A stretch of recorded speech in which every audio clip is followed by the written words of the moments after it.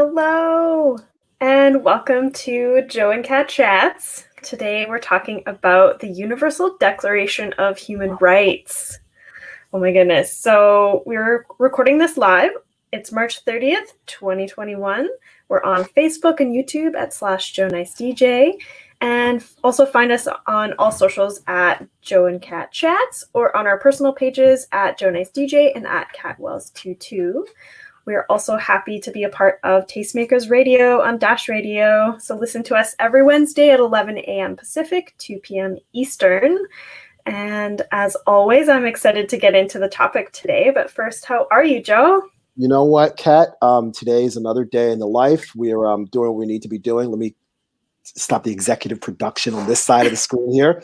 A lot going on, a lot on my mind, a lot of things happening out to everybody that's in the chat right now. As you can see, I've got the George Floyd button that I bought at a local grocery store here, the Weaver Street Market in beautiful Carrboro, North Carolina. The Derek Chauvin trial has started this past week. George Floyd is not on trial. Let's make sure we remember that. We want justice for George Floyd. We want justice for anybody that has been unnecessarily or unjustly shot, killed, murdered, brutalized, anything as a result of white supremacy and police brutality.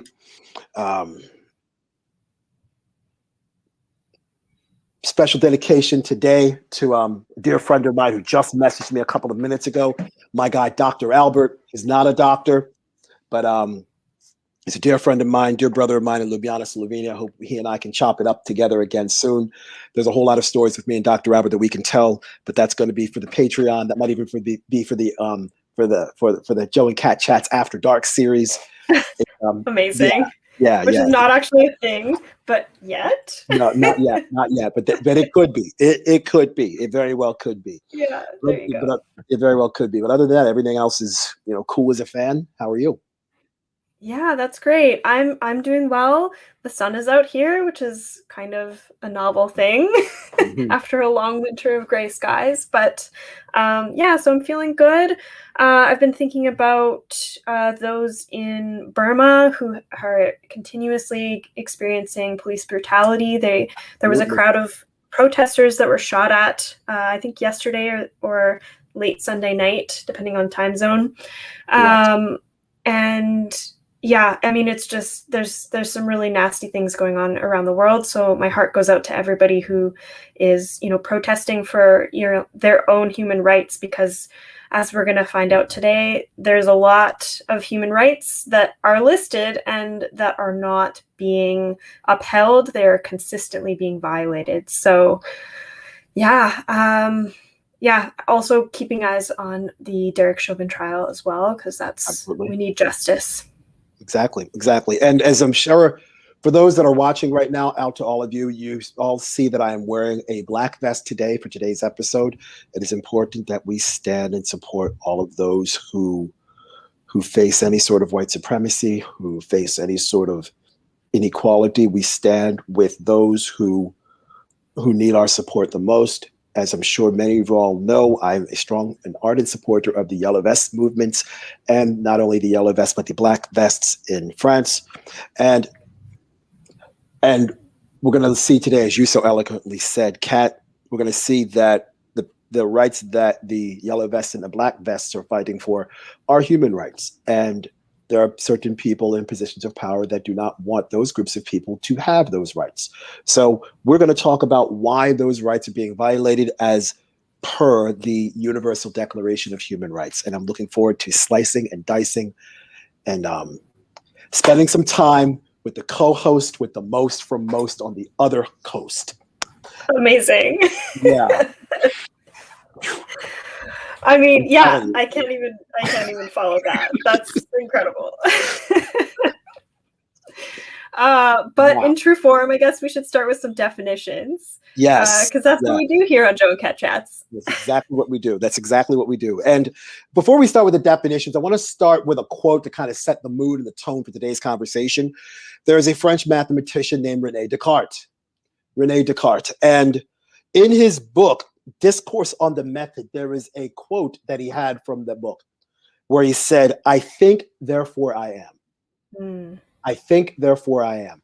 And the understanding of that, and there's a Danish philosopher named Soren Kierkegaard that had his own take on I think, therefore I am. Part of the reason we're discussing human rights are rights that you get simply on the basis of being human. So Yes. if you think, you are, and you exist, and there are rights that people get simply on the basis of their own physical existence in this mass of gas and water and air and soil that we call Earth. So, to go into the flow with definitions, human rights are basic rights and freedoms that everybody gets because they are in existence. And you get them from birth until death, or a phrase that I've used in the past, you get them from the womb until the tomb. Mm. Human rights, you get them simply on the basis of being a human being from womb to tomb, birth until death. Yeah, I mean, human rights are something that we're entitled to, a life of equality, dignity, respect, and a life free from discrimination as well. So, yeah, I mean, I think you can already kind of see where some of these things are being violated. I mean, in your own life and in the life around you. So, yeah, I think this is a really important thing to be talking about. Absolutely, absolutely. Out to Just JC, who's saying hi, Kat and Joe. Out to Ethan S. Morse, saying thank you for having these conversations, Joe and Kat. We appreciate the support. Tell your friends, tell everybody, because we like having more people watch what we do. Now, Yeah. we've already kind of described what the word human means. Now, the other part of that phrase is rights. What is a right? What is a right? A right is a legal, social, or ethical principle of freedom or entitlement. So again, Mm. human rights, you get them because you're a human being and you have certain freedoms and principles that are based upon legality and social structures that you're entitled to have because you are a human being. Now, the other form of rights that we typically hear about in the conversation of human rights are civil rights. Now, civil rights are guarantees of equal social opportunities and protection under the law, regardless of religion, race, or other characteristics. So, to compare and contrast the differences between human rights and civil rights, you get human rights from being a human being. You get them simply on the basis of being alive. So, a newborn that's born to your local hospital gets human rights. The oldest human being on earth, and I don't know who that would be, but they're got to be really old, they also have human rights. Now, you get civil rights based upon where you were born or your membership of a certain political state and or country. Now, Right. you live in Canada, I live in the United States. You have citizenship in Canada, I have citizenship in the United States, England, and Trinidad and Tobago. The civil rights, although all three countries that I am a citizen of and the country you are a citizen of are all signatories to the Universal Declaration of Human Rights, the civil rights that you get are based upon laws of those particular countries. So as we go along, we can see that each country has different laws, and as a result, those laws will affect the human rights that you're eligible to have. Mhm. So for example, in the US and Canada and England, Trinidad, wherever, women can drive. Up Yes, we until can. Yes, you can. Up until 2018 in Saudi Arabia, which is a member of the United Nations, women were not allowed to drive. Right. So there is an example of how civil rights can differ based upon the country you live in. In the United States and Canada and all other 191 member states of the United Nations, women can vote. In the Vatican City, which is the smallest country in the world, which is also known as a microstate, women are not allowed to vote. In the USA and Canada, women can go to school. You can get an education. You've got a master's degree. Women can learn.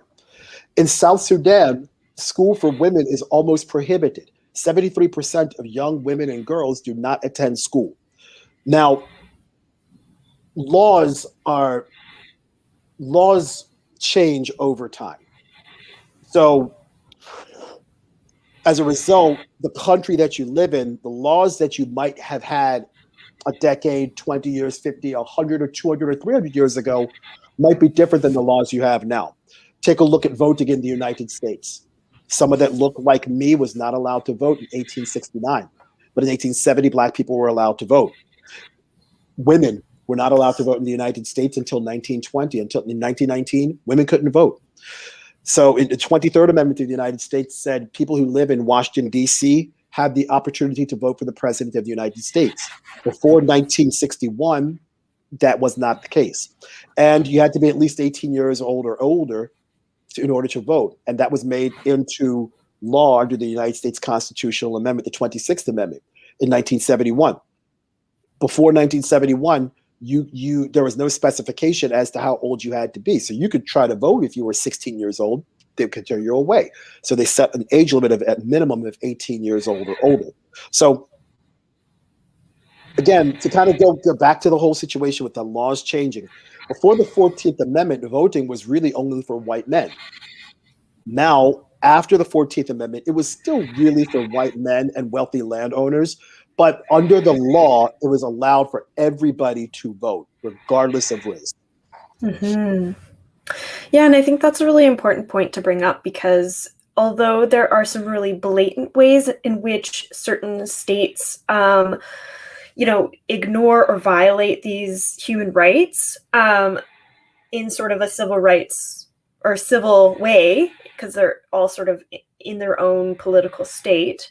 But there's also like really nuanced ways in which these are being violated. And that's kind of one of them, because although we technically have the right to vote, I mean, there's lots of things that inhibit or, hinder folks from voting. For example, not having the day off to go vote, which privileges people who have job security and, positions that aren't precarious.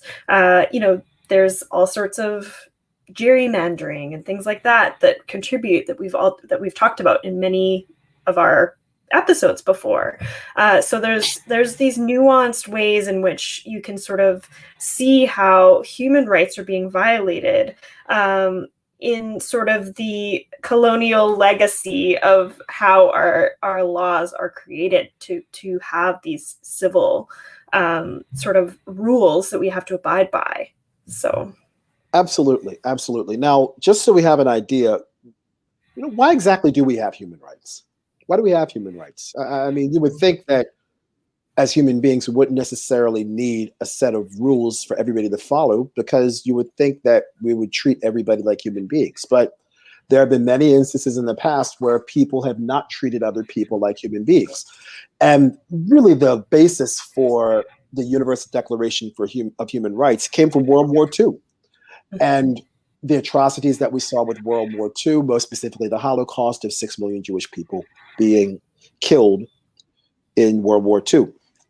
And after World War II, governments around the world decided to get together in an effort to have more international peace and harmony and to end conflict around the world.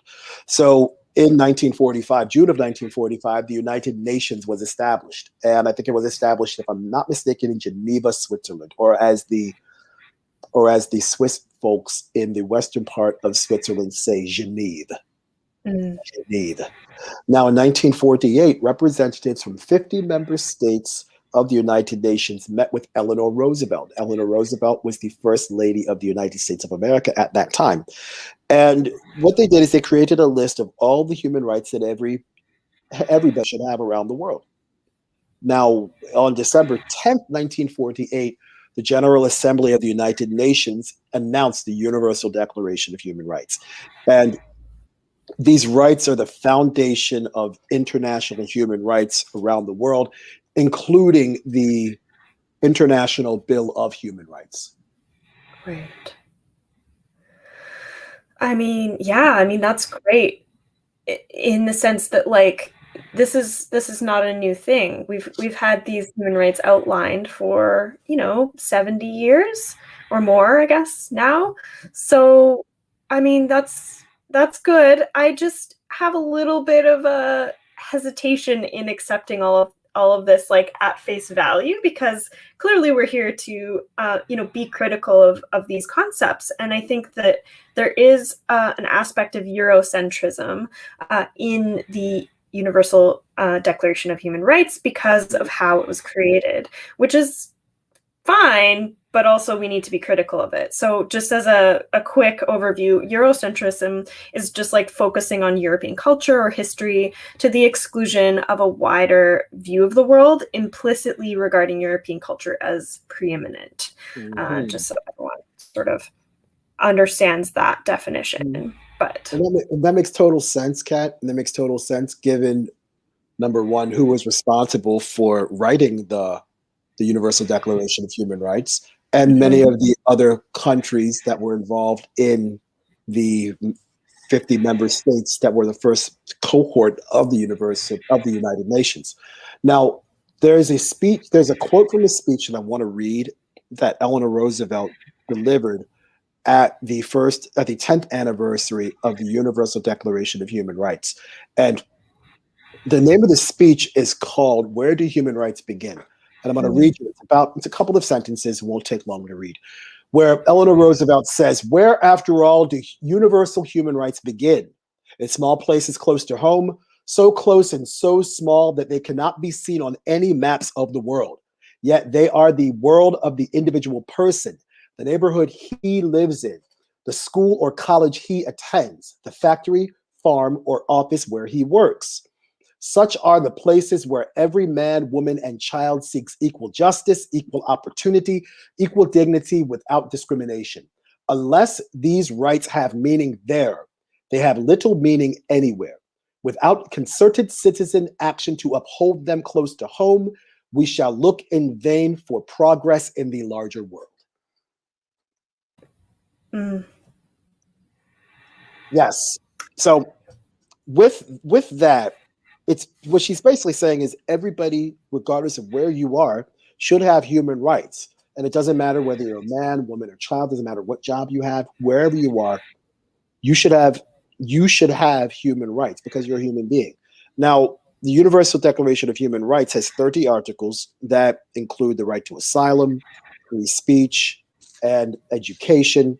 And there are other rights that are afforded in terms of political and social rights, like life, liberty, and the pursuit of happiness. Does that sound familiar? Free speech and privacy.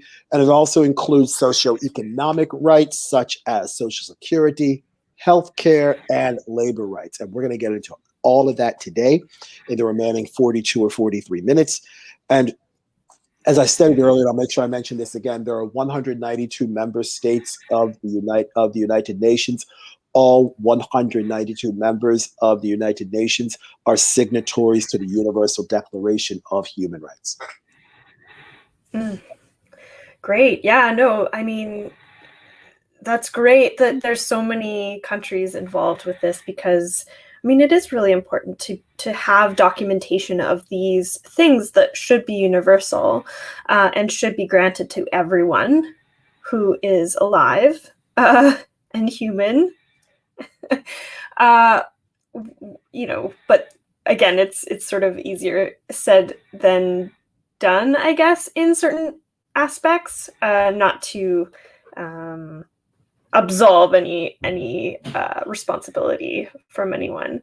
But I think before we go over the actual articles, you had mentioned something that I found really interesting as sort of as cross-reference material, and that was the Human Freedom Index. So I looked this up, and so the Human Freedom Index, this is from their website, presents the state of human freedom in the world based on a broad measure that encompasses personal, civil, and economic freedom. Human freedom is a social concept that recognizes the dignity of individuals and is defined here as negative liberty or absence of coercive constraint. Because freedom is inherently valuable and plays a role in human progress, it is worth measuring carefully. The Human Freedom Index is a resource that can help to more objectively observe relationships between freedom and other social and economic phenomena, as well as the ways in which the various dimensions of freedom interact with one another. So I thought that was a really cool way to sort of bring in another index. And you also mentioned the Human Development Index, which we talked about in one of our episodes. I think it was episode 17 of Joe and Cat Chats. Yep, it was the Capitalism and HDI Human Development Index episode. Absolutely. Yeah. Absolutely. And we actually mentioned two statistics in that episode. We mentioned the HDI, the Human Development Index, and we also mentioned, uh, I guess, the inverse of that statistic, which is the fragile state score. And Right. as I was doing my research for this, I looked up countries that have a high score on the Human Freedom Index. And country number one that has a high score is New Zealand. And now there are three scores. You have personal freedom, economic freedom, and human freedom. The human freedom, based on the Human Freedom Index score, is obviously the score that we are going to be watching. New Zealand is one. Switzerland is two. Other countries that are ranked high are Denmark, Australia, Canada, Ireland, Estonia, Germany, Sweden, Finland. Now, when you take a look at those scores, because again, they score high on the Human Freedom Index. There's a high probability, and again, you can take a look into this. There's a high probability, or really a strong correlation, between countries that have a high Human Freedom Index score and a high HDI. They will probably have low fragile state scores. So, for example, Switzerland has a high HDI. They have a low fragile state because their social systems are intact and they're not likely to have a complete collapse of their society anytime soon or if ever. And they have a high human freedom score. In contrast, countries that have high instability will have a low human index score and a low human freedom score. An example of that would be the Central African Republic. We spoke about them in not only the colonialism episode, but the capitalism and HDI episode. And Central African Republic has a low human development index score. They have a high fragile state, and we've talked about the elections that have taken place in the Central African Republic, actually several different elections over the past few months or so, and they have a low human freedom score, among the lowest of the 162 countries that were ordinarily ranked in this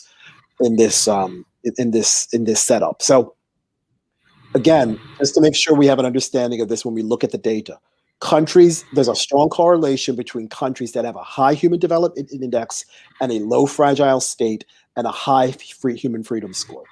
In contrast, countries that have a low HDI will also have a high fragile state score and a low human freedom score.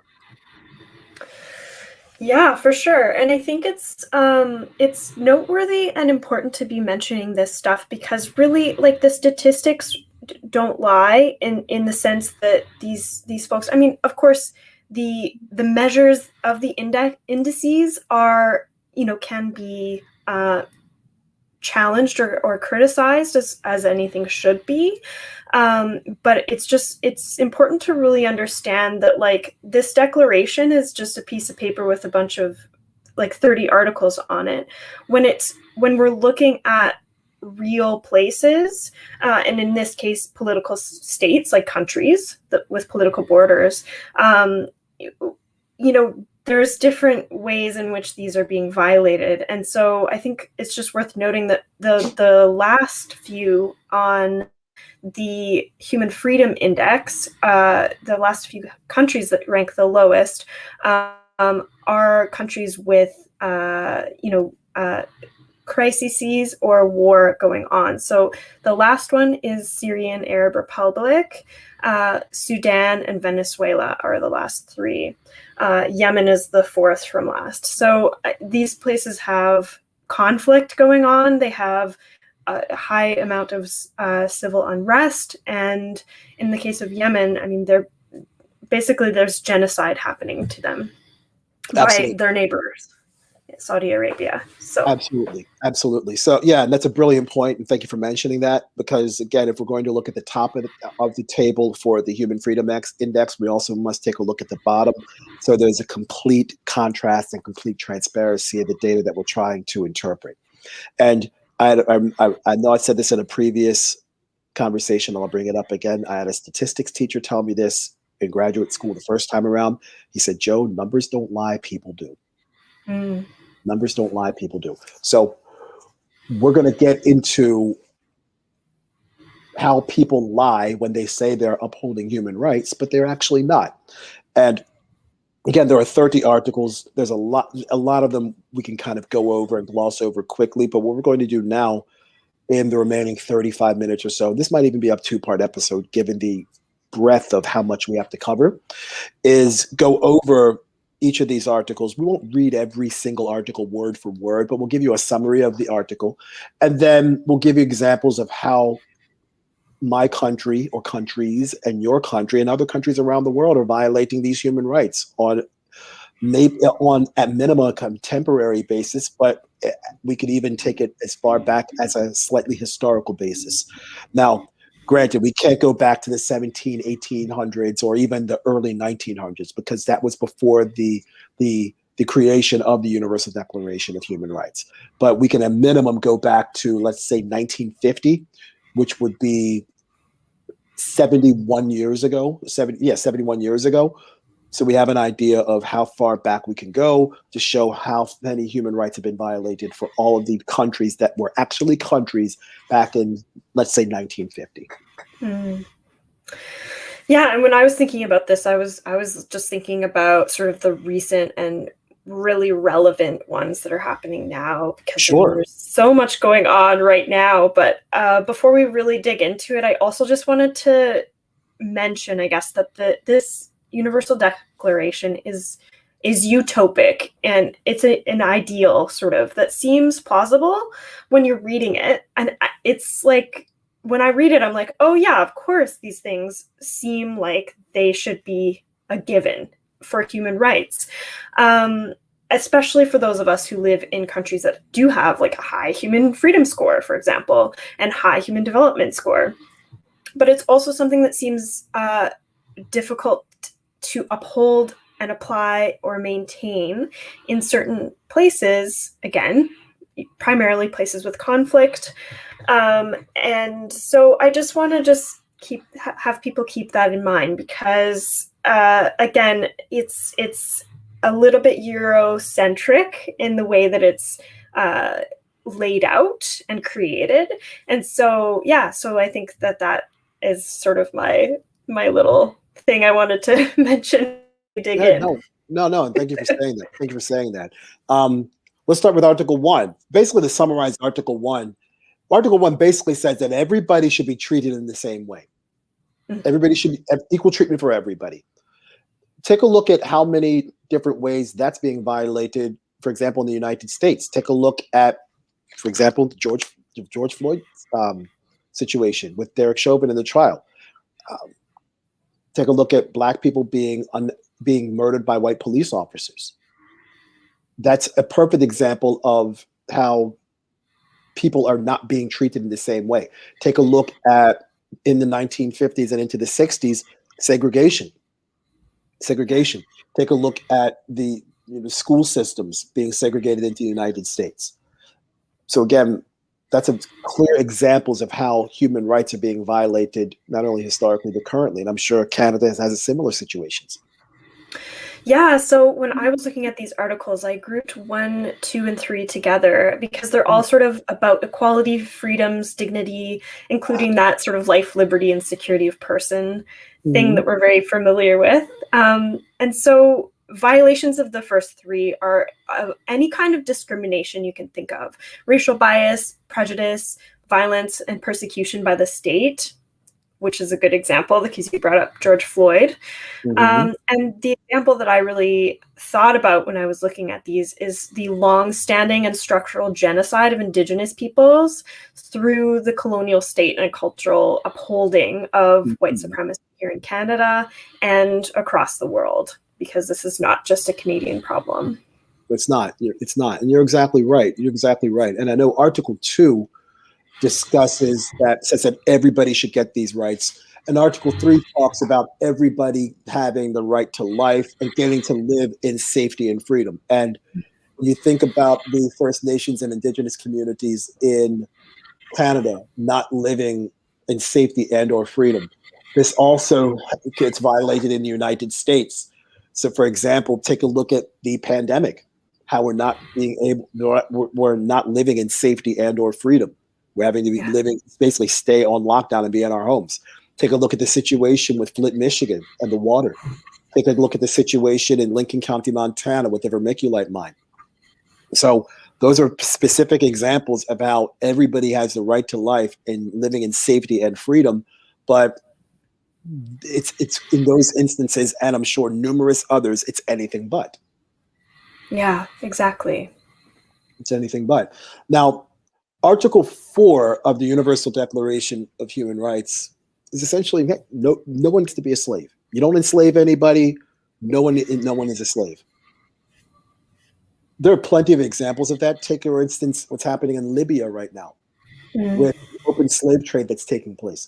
Take, for instance, the United States and the prison industrial complex. If you've read the book by Michelle Alexander, The New Jim Crow, or if you have watched the Netflix documentary called 13th, the prison industrial complex, and I forget which scholar said this on the documentary, but he or she basically said that the 13th, actually, it was Michelle Alexander, said that the 13th Amendment was never abolished. It was transformed.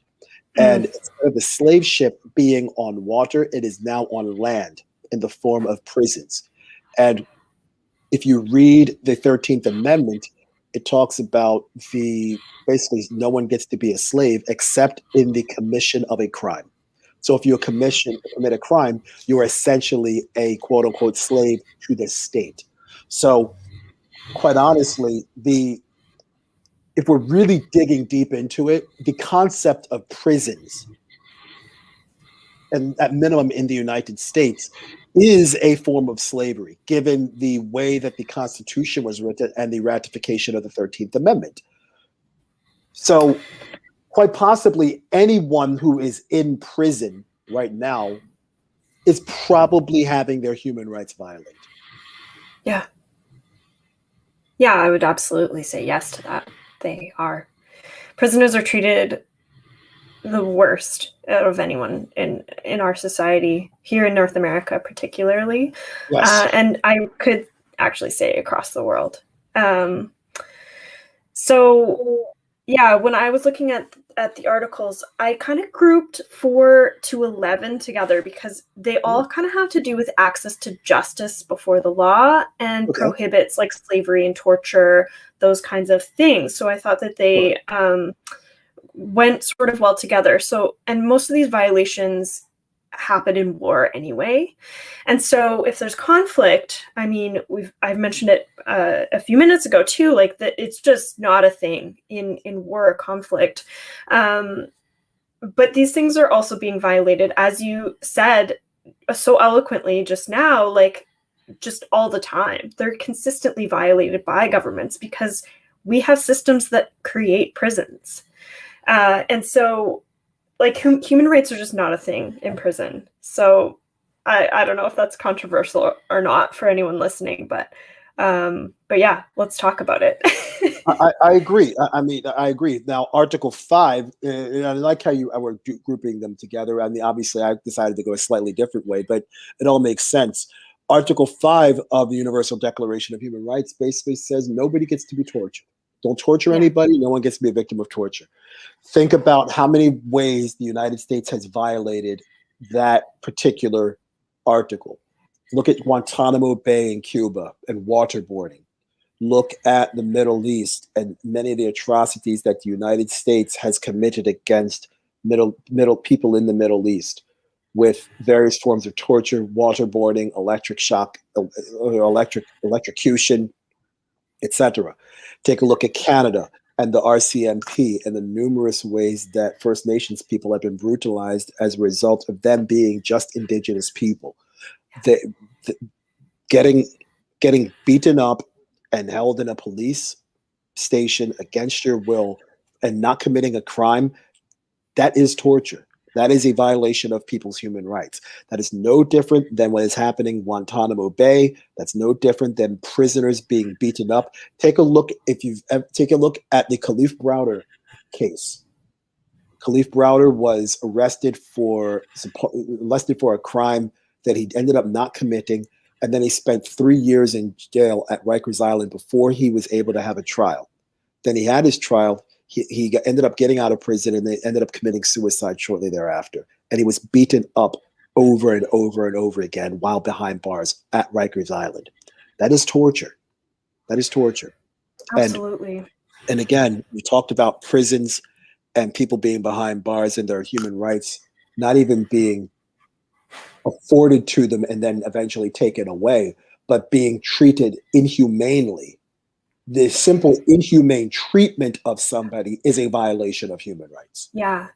And someone that comes to mind as you describe that is someone we spoke about a couple of weeks ago in the whistleblowers episode, and that's Chelsea Mm-hmm. Manning. Chelsea Manning. She was put into solitary confinement for an extraordinarily long time for Absolutely. most of her imprisonment. Mm-hmm. And I mean, being a trans person, like you already are experiencing higher than normal violence in your everyday life. And so in jail, in prison, it would be even worse. And she attempted suicide many times. And so, I mean, you know, like torture is just it should never be a thing, but it absolutely is, and it's usually excused, like I mentioned before, in war circumstances. But what about the kids in cages at the border? I mean, they're being held sometimes without, they're just in jail without any supplies. Some of them have bare feet. Remember when Texas was frozen? Children's feet were freezing because they didn't have shoes and they were not provided supplies. Yep. Couldn't have said it better. You're exactly right. You're exactly right. And speaking of another person that we talked about in the whistleblowers episode, that his current treatment is tantamount to torture, and where this person is being imprisoned is none other than Julian Assange. He is currently imprisoned for he is imprisoned in England at a prison called Belmarsh Prison, which is the worst of the worst in London, England. He is in a prison where they have not, a section of the prison where they have not given him any blankets, nor have they given any sort of medical care. And there's loads of prisoners around him who supposedly have COVID-19. He is being held in a prison for crimes in another country that he can't be tried for. So the United States wants him to come back, to come over. They want to extradite him.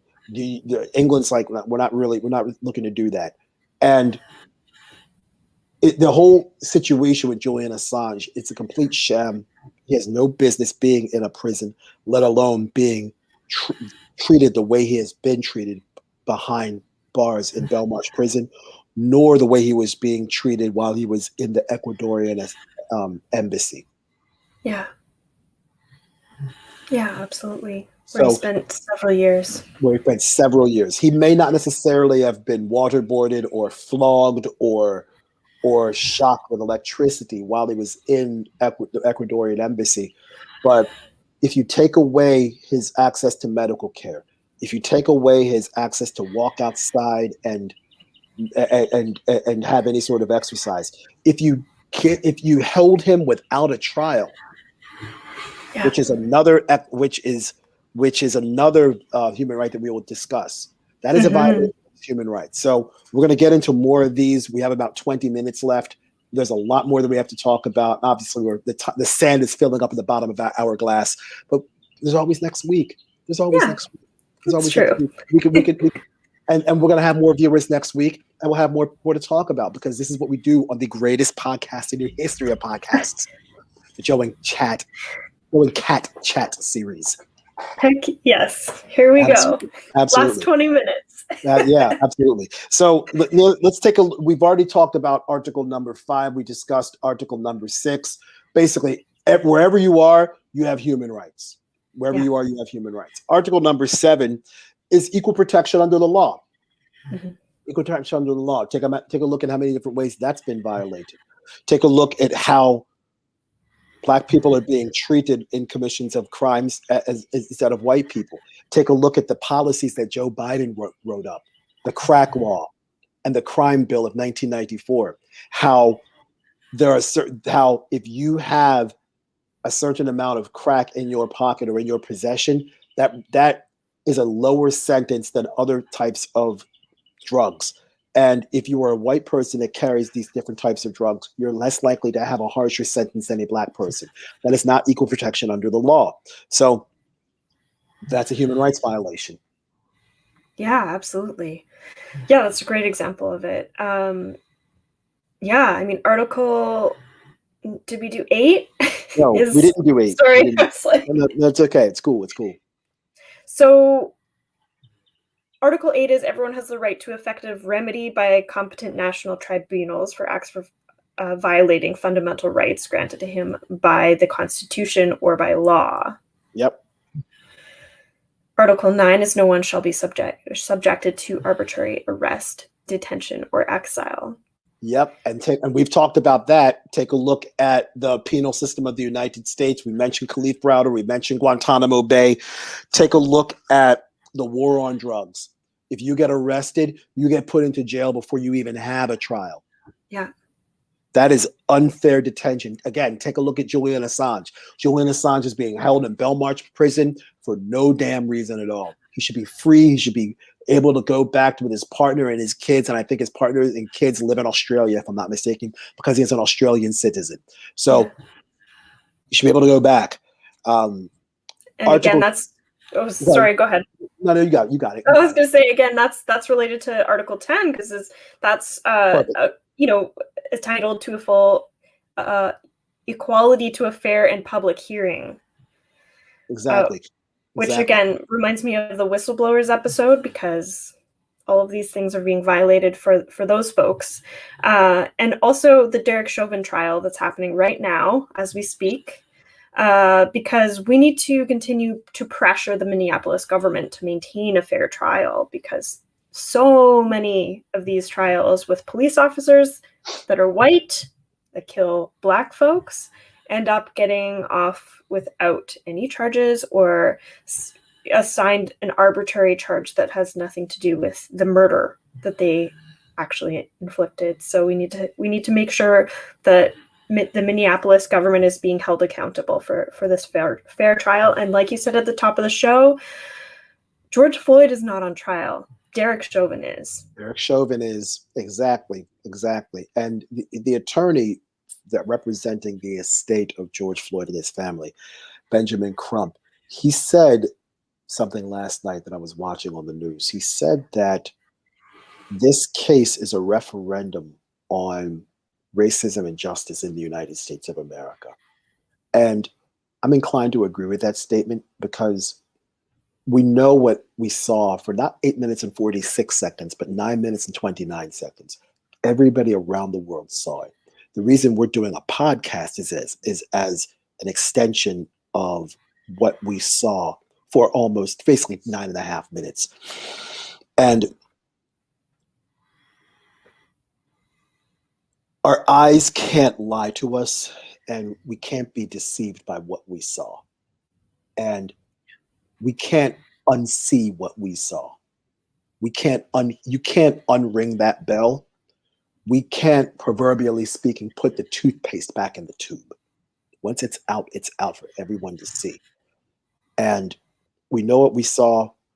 Justice must be served. Justice must be served. And Article 11 goes hand in hand with Articles 10 and 9. Article 11, to summarize, is innocent until proven guilty. If a jurisdictional body says that you, Cat Wells, or me, Joe Nice, have committed a crime, okay, prove it. Prove that I did it. Prove that I committed this crime. I'm innocent until you can prove that I am guilty. And now the standards of guilt depend upon the type of criminal offense that has been committed, but there has to be some sort of proof. You just can't arbitrarily throw me in jail, because that's a violation of Article 9, and then not give me a fair trial to prove that I did or did not do what you are claiming that I did or did not do. So Articles 9, 10, and 11 are all showing, or quite honestly, exposing the flaws of not only the Canadian justice system, but realistically the United States justice system. Because how many Black people end up going to jail and just being there for no reason at all? Then not getting the right to a fair trial, or having to plead out because for fear of a justice system that is unfairly stacked against Black people, and then being charged with a crime, and then instead of proving your innocence, you admit to a lower level of guilt because you know the system is stacked against you. So in the hopes of hopefully getting out and living a life that you should be living, you accept a smaller sentence and accept a reasonable amount of smaller guilt, even though you know you did nothing wrong. But you can't necessarily prove it because the system is set up against you, so you can't prove your innocence. Yeah, and to go even further, I mean, a lot of job applications make you state whether you've ever been into prison. And once the system is stacked against you in that way, then it's a perpetual system that we're upholding of it's a system of poverty. It's a system of just structural ways in which racism is upheld, white supremacy is upheld, the patriarchy is upheld, all of the isms are upheld because when your laws are created in order to privilege white men, particularly, it's really hard to function as a society and as a culture in a different way than your laws are able to penalize people. And it seems like that's what we're talking about a lot in this episode, is just, how do we punish people? Because these punishments are violations of human rights. And the way we do it is inhumane. I have nothing else to add to that, Kat. That's as brilliant as anything you've ever said in our previous 41 episodes. Thank you. I got nothing else to add to that because you're exactly right. You're spot on, as usual. Thanks. You're welcome. Episode number 12 is summarizing is everybody has a right to privacy. There are loads of examples of that. Take, for instance, Joe Biden and the Counterterrorism Act of 1995, which went to Congress but was never voted on. And I know I've said this on numerous occasions. When 2 planes went into the side of World Trade Center 1, when a plane went into the side of the Pentagon, and another airplane landed in the middle of nowhere in Shanksville, Pennsylvania, President George Bush contacted Joe Biden and said, "Hey, Joe, you remember that counterterrorism bill of 1995? Let's remix it, change the name up, and add a couple of more piece pages to it, change the font so it's a little bit bigger from Times New Roman 10 to 12 because George Bush is old and might wear glasses and he needs to see the bigger print. And let's call it the Patriot Act. And take a look at how the Patriot Act violates all sorts of privacy laws. Take a look at big tech and what is happening with censorship right now. And many of the end user licensing agreements that you just scroll through and you click OK, but then you end up signing a lot of your rights away. User data, privacy. Take a look at Google and how they can track your every move. And take a look at what we talked about in the whistleblowers episode with that Israeli security firm, NSO, and how they tracked Jamal Khashoggi's phone, and Mohammed bin Salman paid NSO millions of dollars to track Jamal Khashoggi via his iPhone. And the second he went into the Turkish embassy, and I think it was in Istanbul, Turkey, his Mohammed bin Salman's security detail ended up finding Khashoggi, murdering him, and dismembering him, which is obviously violating his right to privacy, completely violating his right to privacy. And take a look at the censorship that is taking place right now with not only fourth estates, but the fifth estate. And I've explained the fourth estate is media. The fifth estates are blogs and social media and the internet. So right to privacy, Article 12. Article 13 is freedom of movement. we've been on lockdown for the better part of just about a year now. Just about a year now. And I'm sure many of you all know my story. Before this pandemic, I was traveling all over the world. I was flying easy 100,000 miles a year with ease. I would do that on an average year, 10,000 miles a month. No problem flying around. Freedom of movement. Now look what's happened. People can't fly anywhere. People can't go into other countries without all sorts of testing protocols and all sorts of quarantine restrictions and requirements. So freedom of movement basically says that you're allowed to move around your country and you're allowed to travel to any other country that you want to within certain reasonable restrictions and limits. And that's being violated right now because of the pandemic. Yeah, I mean, when I think about freedom of movement too, I just think about like, the ability to move around your own community too. I mean, it's expensive to have a car. It's expensive to purchase public transit passes for places that make you purchase them.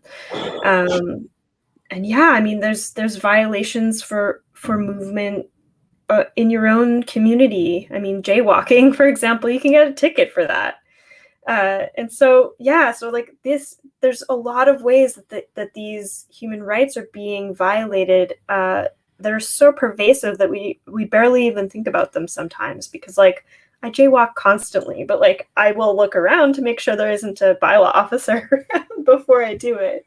Of course, of course. And so, yeah, I mean, a lot of this episode has been really heavy. And so, in an attempt to sort of make it a little bit lighter for the last few minutes, I think it's just important to think about these things in a multitude of ways, because that's why we think it's important to talk about this stuff, because these rights should be universal.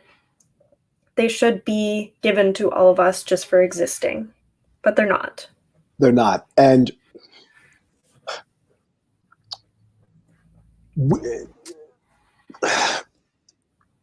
I'm gonna say something that's going to be somewhat counterintuitive, but I'll get there. If human beings didn't suck as human beings, if we weren't shitty to each other, you Okay. and I would not need to be doing this episode. Right. Because, regardless of whatever religion you practice, the basic tenets of every religion are essentially the same. You worship whatever higher power or God or being you choose to worship. And you also apply what has always been discussed as the golden rule. You treat others as you would want to be treated. Would you want to be tortured? No. So you don't torture somebody else. Would you want to be enslaved? No. So you don't enslave anybody else. This is just, common sense shit. Yeah. But as I think the French philosopher Voltaire once said, common sense is not so common. And quite honestly, common sense doesn't necessarily apply when you have one group of people that commits genocide or a Holocaust against another group of people. Yes. So as a result, the ability for human beings to treat other people inhumanely, and in an attempt to make sure that we have something written down so other human beings don't treat other human beings inhumanely, is the reason we have the Universal Declaration of Human Rights. But if we just got back to treating people like human beings, we wouldn't need to have this document. But because human beings have done, quite honestly, some fucked up shit for a lot of years to a lot of different people, we needed this. Yeah. So that's why we have it. Yeah, and I think it's we could talk about this for ages, and I think we have talked about this in so many of our previous episodes, because it really comes down to we're talking about world issues, we're talking about systemic issues, and these are all sort of things that are being violated in this Declaration of Human Rights. And so I mean, hopefully folks enjoy listening to us break these things down because we think it's really important. Yes, But it I guess we should absolutely get is. to the last two for this week, and then we can finish the last half of the declaration next week. Absolutely. Now, not episode 15, my gosh. Article. Article, yes, I know. I'm already thinking next week. Article 15 says that everybody has a right to a nationality. No one gets to be stateless. Article 15 says we all have the right to be a citizen of a country, and nobody, without any sort of good reason, should prevent us from being a citizen of another country if we want to. Lucky for me, I have citizenship in 3 countries, and none of the 3 countries that I have citizenship in have said, hey, Joe, because you're a British citizen, you can't be a US citizen. Or because, Joe, you're a Trinidadian and Tobago citizen, you can't be a US citizen because we won't let you do that. Now, there are some countries that don't adhere to citizenship based upon a principle called reciprocity. So, for example, if you're from Norway, it's basically impossible to be anything but a Norwegian citizen. Now, you can travel to other countries, you can go other places, but in terms of having multiple nationalities in certain countries, other countries won't let you do that because their laws are set up in that way. Singapore is another one of these countries where they frown upon having multiple nationalities. So if you are a Singaporean citizen, that's it. And you have to renounce all other nationalities or citizenships as a result of having the benefit of being a Singaporean citizen. Now, another art. Now we unfortunately skipped over one of the articles, which is Article 14. I'm just now looking. Wait a minute. Hold on. We went from 13 to 15. There's a number in between. And Article 14 says that everybody has the right for a safe space to live. If you're in danger, you have the right to go to another country to seek protection. Take a look at, we did an entire episode devoted to that called the refugee crisis. We covered that. And we talked about the different forms of persecution that qualifies an individual to become a refugee. We talked about the differences between a refugee and an asylum seeker and how essentially they are similar in nature, except with a refugee, you don't have a choice of which country you choose, you have to repatriate to. An asylum seeker, or the correct term, an asylee, is already in the country he or she wishes to repatriate to, and then ask for permission to stay in that particular nation and or country or state. So we have a right to a safe place to live. Take a look at that, how that's being violated. Kat, you talked about this in the beginning of the episode. Look at the kids at the border. Yeah, that's exactly the point I was just thinking about. I think Article 13 and 14 are sort of similar in this, or can be talked about in the same breath with this one, because freedom of movement and, right to asylum is exactly what's being violated with the kids in the fucking cages at the border. I don't care what Biden's calling it, he's still doing it. And we need to be pressuring our governments to allow asylum seekers to have asylum. We can't be keeping these people in prison and separating the parents from children and keeping these children in cages. It's horrifying. It's horrifying. It's wrong under Biden. It was wrong under Trump. It's wrong under Obama. It's wrong with the Rohingya in Myanmar. It's wrong with the Uyghurs in China. It's wrong with Palestine and Israel. It's wrong regardless of wherever it is in the world, whatever part of the world you are living in. If it's wrong in Syria, it's wrong in Northern Africa when you have millions of Northern Africans and Middle Easterners trying to get across the water to a safer place in Europe. Kat, we have 55 seconds left. As usual, sister, a wonderful and magnificent episode. And we're looking forward to part 2 next week.